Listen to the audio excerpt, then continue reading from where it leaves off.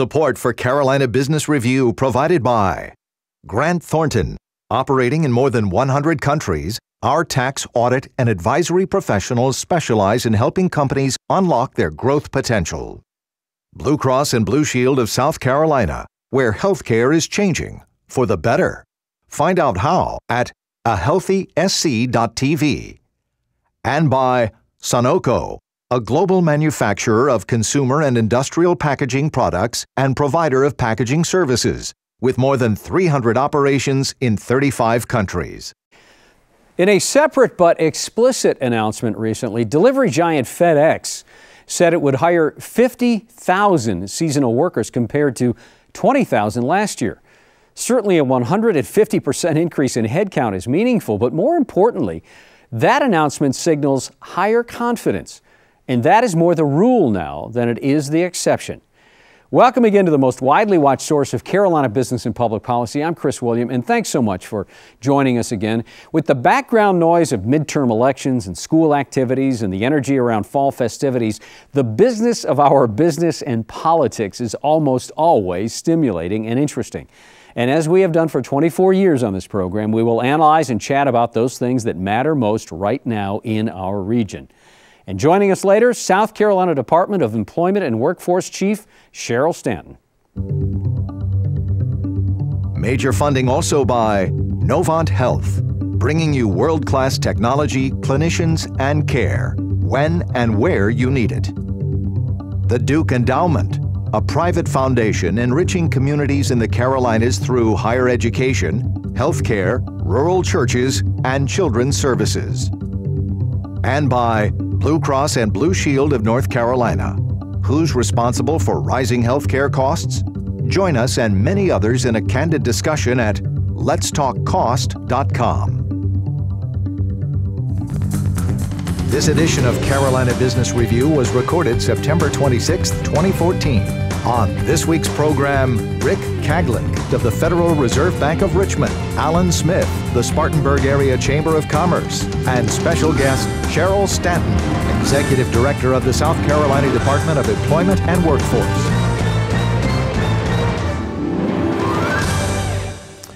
Hello, welcome to our program. Gentlemen, good to have you here both. Thank you for coming. Thanks for having me. You bet. Rick, we'll start with you. Not going to ask you about interest rates. I know how sticky you all get at the Federal Reserve about interest rates. But, you know, I do want to say something here, though.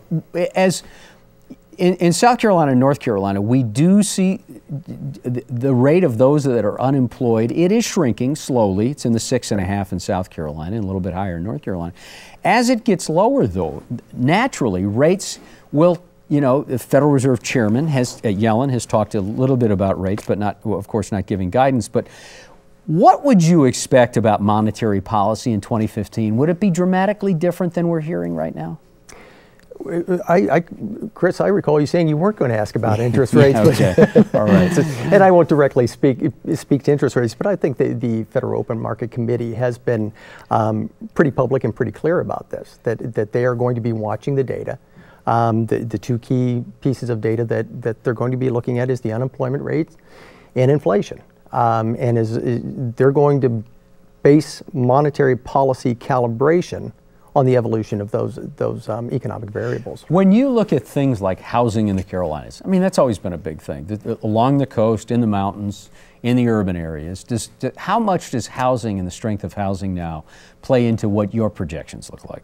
So housing today plays a much smaller role in the economy than it did in perhaps 2006, 2007. As you know, we went through significant retrenchment on the national level and here in the Carolinas as well. Nationally, we lost something like 80% of home construction, at least in single-family homes. So even as it has climbed out of the trough, and the housing market in the Carolinas is indeed in the midst of a recovery, it's a fairly mild recovery, certainly compared to, again, what we saw in 2006.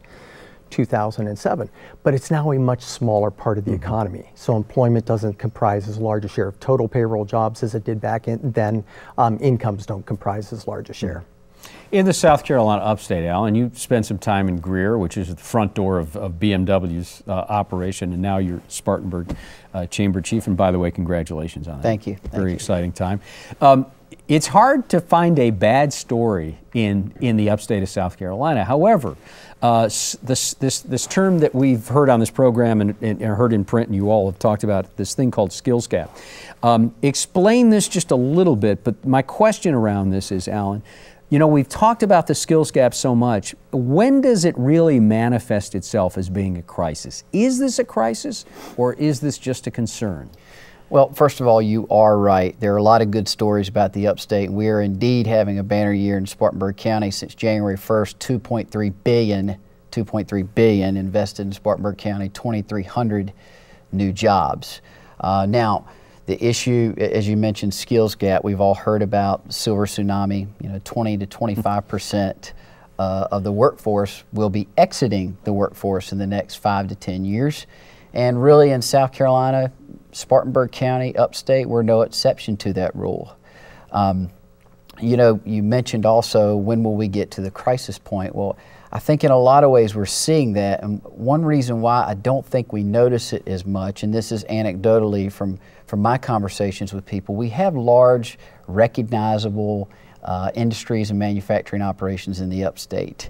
They don't feel the squeeze as much as your medium and smaller size entities do. When they expand, oftentimes they recruit from the smaller corporations and industries, so you don't feel it as much. Another blessing that we have is we're in a high growth area.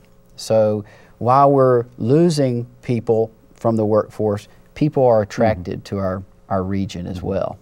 You know, Rick, and let me just get you very quickly in about 30 seconds.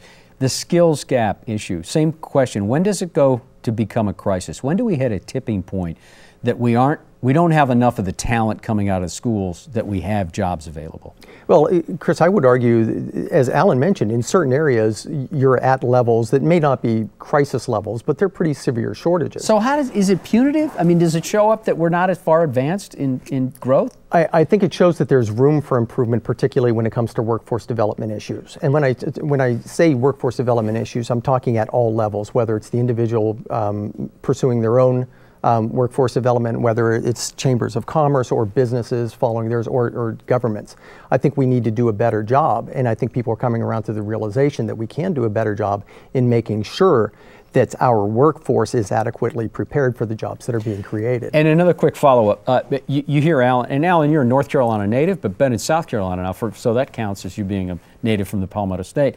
And I want to ask you both this question. Do you get a sense that at this point, taking this skills gap in work and development a little bit further, do you get a sense that South Carolina has done a better job in the near term than North Carolina has in economic development and furthering kind of the fortunes of the state? I think we've done a good job in South Carolina pairing education and business. And I think we can even do a better job in that. But, you know, I think the old model was, let's just churn out graduates, churn out graduates. Well, in South Carolina, we're having a broader discussion about, let's churn out 2-year technical degree graduates, 4-year degree graduates, and make sure they're leaving equipped to fill the jobs that we have in South Carolina. In fact, you've seen a movement out of the South Carolina Department of Commerce and Bobby Hitt to really bring some of those workforce education entities inside his department. I think that's critical. Rick, back to you. Question about minimum wage. The debate has been raging, not raging, but the debate has been running in the background for a while now. The federal level, in which many states default to, is $7.25 per hour. North Carolina and South Carolina both debating a minimum wage increase at this point. And the debate goes from $7.25 to $10 or $10.10 an hour. Would that be, that's more than a cost of living adjustment. That is a huge, what could be potentially a huge shock to the system of employers who would have to meet that minimum wage. Am I right about that? Well, it would cause shocks, but keep in mind, Chris, that shocks can be both positive and negative. So proponents of an increase in the minimum wage law would argue that for those households, for those families that are working, that have working members who are making minimum wage, that by increasing that minimum wage is going to put more money into their household, and that from having more money in their household, they will then be able to spend more money, which will benefit the economy more broadly. The offset to that is that it will cost jobs ultimately. So while a household that has a minimum wage job is going to receive more in the way of income because of that increase in the minimum wage, there are going to be fewer households earning that income, right? Because there are going to be fewer minimum wage jobs. So is it a wash? It's probably not necessarily a wash when it comes to household income, but the research on spending is kind of mixed. It shows that with an increase in the minimum wage, you get kind of a short-term boost to spending, but in the longer term, it really has very little impact. Yeah. Alan, what do your constituents say about minimum wage in the upstate? What are you hearing about if there is a minimum wage increase and it does go from 7.25 to 10, which is a substantial gain? What kind of shock would that be? You know, at least my constituents, we haven't heard much in the way of that conversation yet, because I think you've heard a lot of it at the federal level. But we have heard some conversation about at what point do we not become attractive to potential, just say, manufacturing operations. If our wages continue to climb and climb and climb, you know, one thing that we have in our quiver, so to speak, is competitive wages. As we talk with prospects, I mean, it's a low-cost market for prospects, period, whether it's real estate, whether it's wages.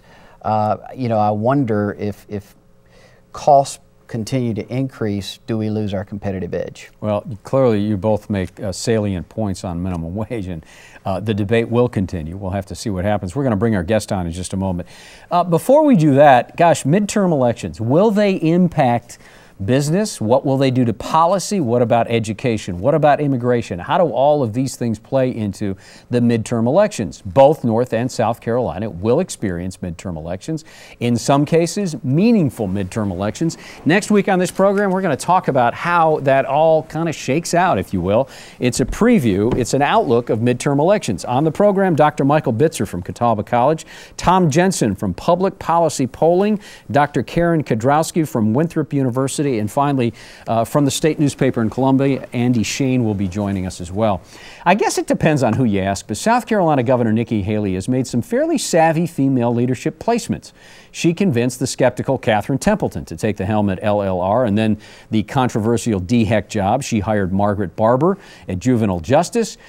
She hired Holly Paseric at Labor Licensing and Regulation, Janet Oakley over at South Carolina DOT, and then finally she convinced our guest to give up a promising New York employment and labor law job to relocate to the Palmetto State and run the Department of Employment and Workforce. We welcome back to the dialogue its Executive Director, Cheryl Stanton. Madam Director, welcome. Thank you. You have heard the dialogue about minimum wage, so I'm going to ask you right at the top, Cheryl. How does minimum wage, how does any projection of minimum wage play into how you see it impacting South Carolina for employers and employees? I think the biggest thing when we talk about wages in South Carolina is really where we are with skills. And you talked about the skills gap and how we arm our workforce to be able to get good paying jobs.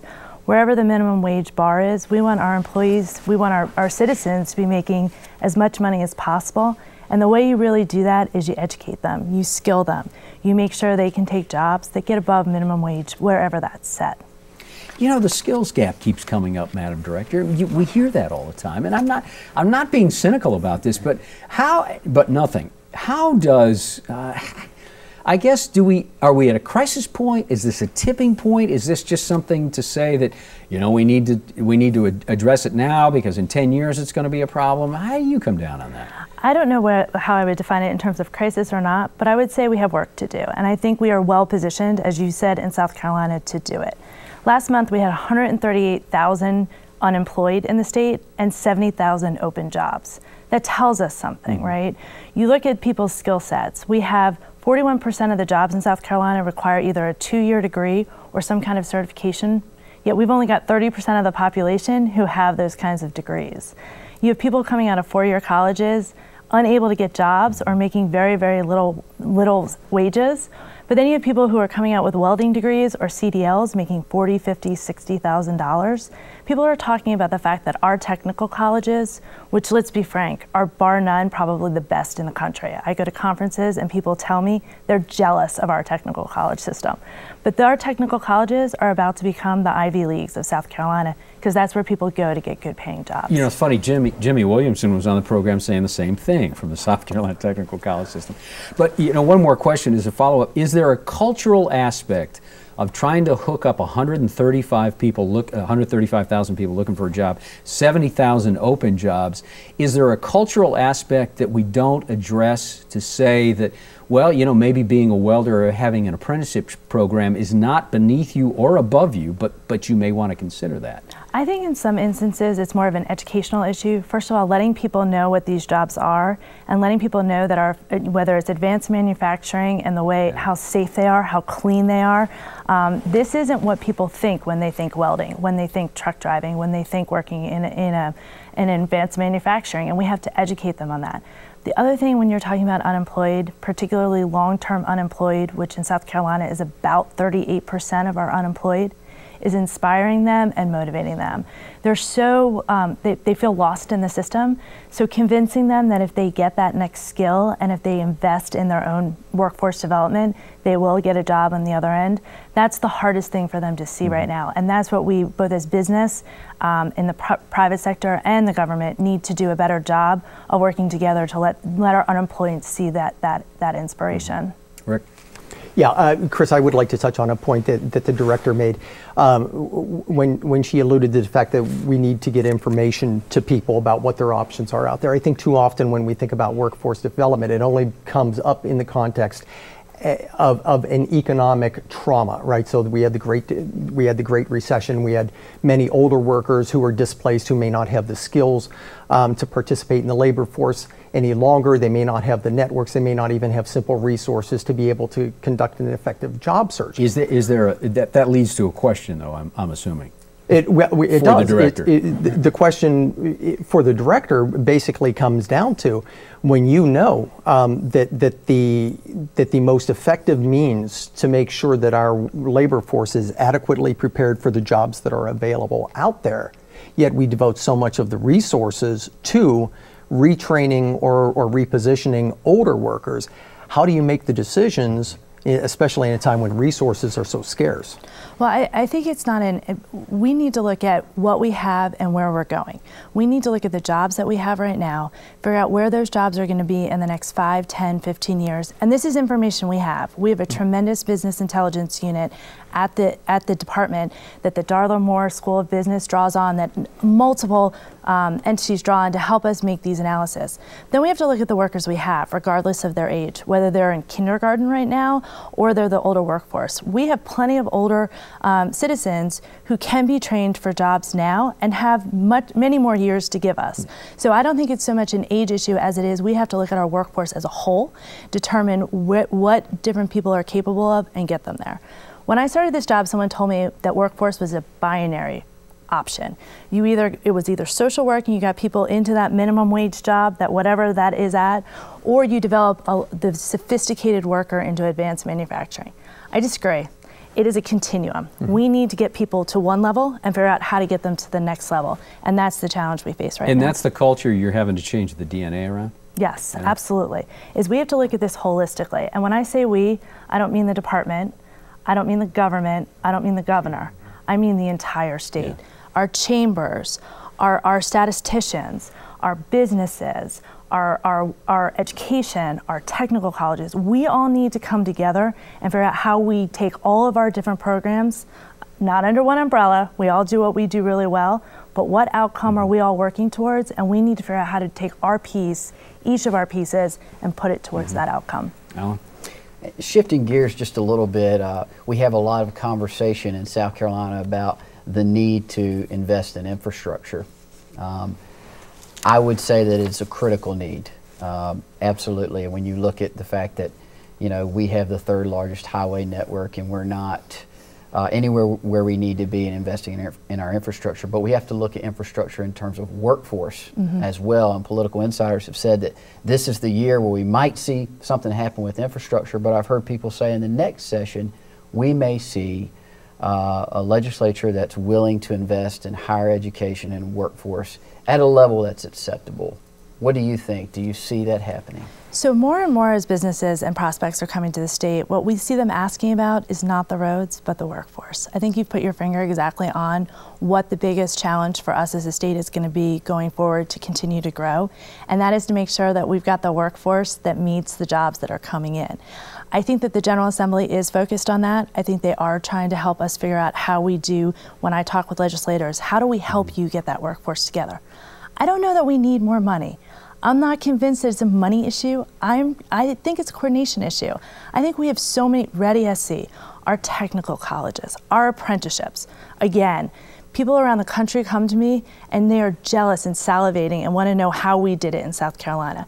But what it is we've done these programs really well. We need to make sure all the programs are coming together and that they're rowing in the same direction that the businesses are going in and where the jobs are coming in. Yeah, as a follow-up to that, North Carolina Governor Pat McCrory was on this program recently, last week, and talking about the relationship between transportation, economic development, cultural development, and workforce. So, Cheryl, and one more thing, Tony Keck, one of your colleagues at HHS in South Carolina, was on this program and he said, we don't want any more money from the budget. We'd rather have it go to transportation because we feel like that's a better way to get some things done.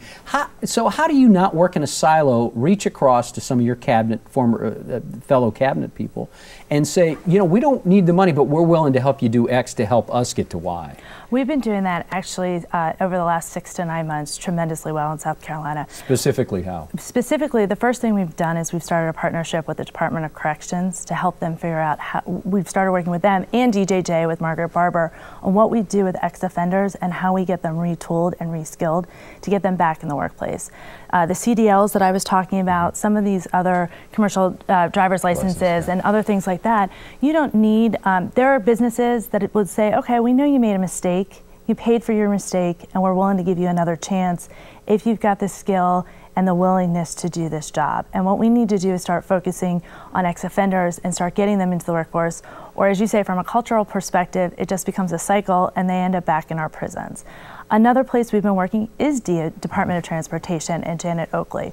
We're working with them to develop a program to figure out how they can fill their driver needs, because they have a tremendous driving program in terms of getting people's CDL licenses, but getting folks in the door to do that. So what we are able to do and really support our sister agencies is through helping them find the personnel they need and the workforce they need to carry out their mission. We have about 2 minutes left, right? Yeah, so I've got a question, because one area of concern where these two separate but related issues, the infrastructure and workforce development issues, kind of come together is in rural areas in South Carolina, because oftentimes the rural areas lack access to transportation, particularly in terms of infrastructure.